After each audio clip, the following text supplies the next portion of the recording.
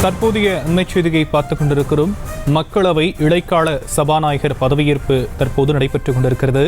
மக்களவை இடைக்கால சபாநாயகராக மக்தாப் பதவியேற்றுக் கொண்டதான அண்மைச் செய்தி வெளியாகி இருக்கிறது.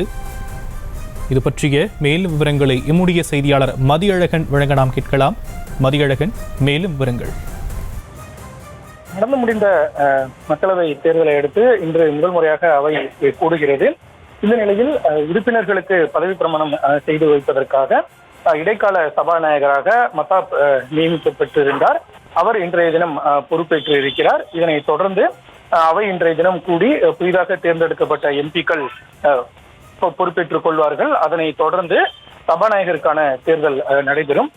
குடியரசுத் தலைவர் திரௌபதி முர்மு இந்த பதவி பிரமாணத்தை செய்து வைத்திருக்கிறார். இந்த பதவி என்பது இடைக்காலமாக மட்டுமே இருக்கும். இதனை தொடர்ந்துதான் புதிய சபாநாயகர் தேர்ந்தெடுக்கப்படுவார்.